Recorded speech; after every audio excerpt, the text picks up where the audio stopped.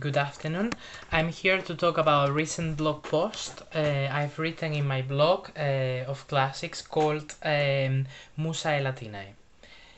This blog was about education and teaching, but I'm here to talk about it with the magic of the spoken word, because I think it's an easier way to access this knowledge, to access and express and spread this knowledge. So the importance of teaching. Why teaching and learning is so important. There's an example in the writer Albert Camus. When Albert Camus received the Nobel Prize, the first thing he thought was his mother and his school teacher. So this shows the importance of education, because he thought, I've achieved this Nobel Prize thanks to my school teacher, who was kind to me, who educated me, who gave me support. Okay, so this shows the importance educators and teachers have in the life of pupils. So, getting deeper in the concept of education, okay, education is a word that in Latin we would say magisterium, in Greek we would say Paideia.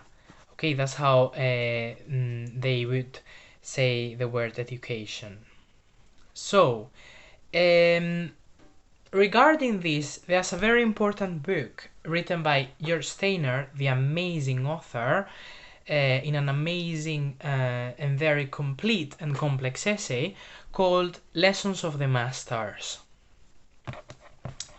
So in this book, he depicts the importance of the dynamics between pupils and masters, and all the possibilities that can arise from those dynamics.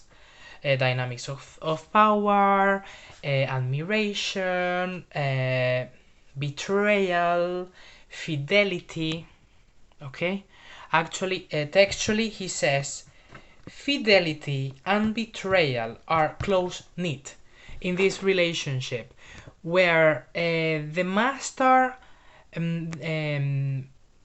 can become the pupil can become the master, the pupil can betray the master, the pupil can be faithful to the master, and so on. There are many possibilities in this dynamic. Okay.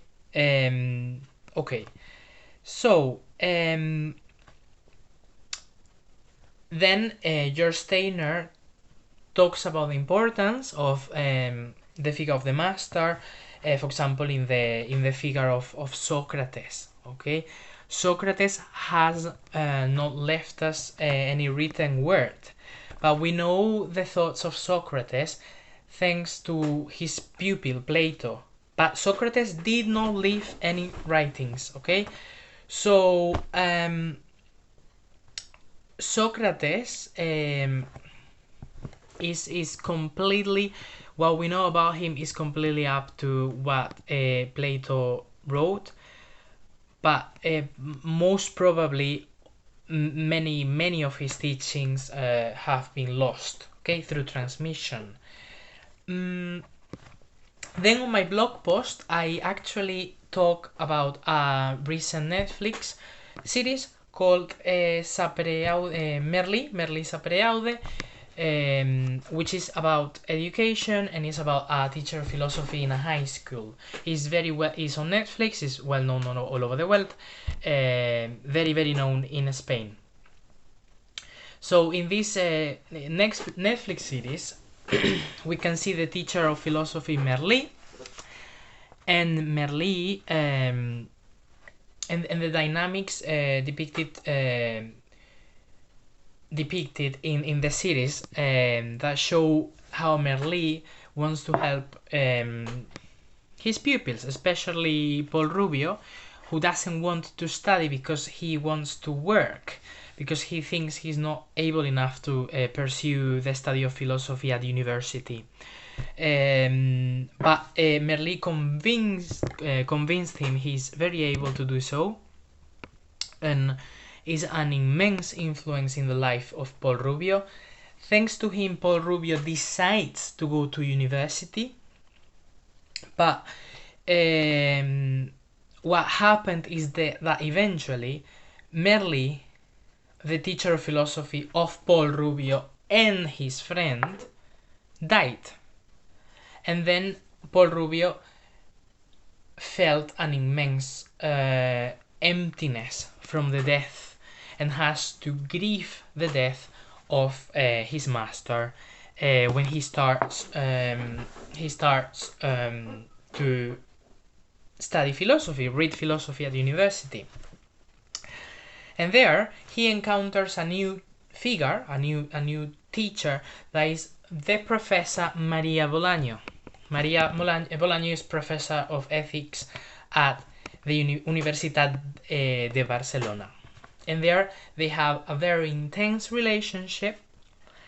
But there's a point where also Maria Bolaño says to Merlí, look, I'm not gonna teach you anymore.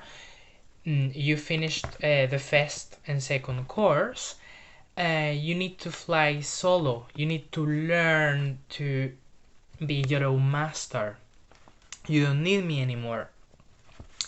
And I think that's part of education as well. When the pupils grow to the point, and it's the desirable part, they grow to the point that they don't need their masters anymore.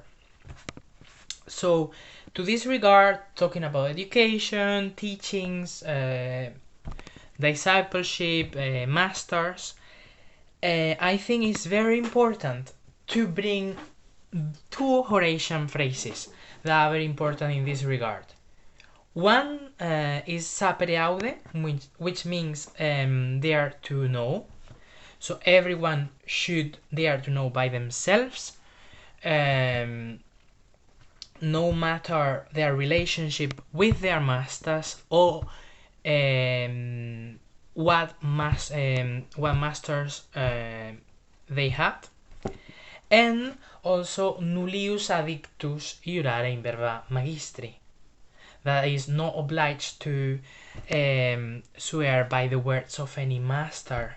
So I've received teachings, I've received a school of thought, but then I need to have a critical judgment to then kind of distinguish what is important to me, what is relevant, and my own point of view. So I think that's a very important moment of education, when the pupils are able to distance themselves from their masters. Is a desirable and unavoidable thing if they are growing as adults. And it's part of achieving that state of adulthood, being able to be critical, being able to have our own judgment. And that's what the sapere aude and the nullius addictus iurare in verba magistri show. Finally, I want to dedicate this blog post and this video to my friend of philosophy, Laura. So it's an in honorem video, so a video in the memory of, and in memoriam, so it is a video in the so it's an in honorem and an in memoriam video, okay, in the honor and in the memory of my friend, because he left me amazing teachings that are still with me and always will be.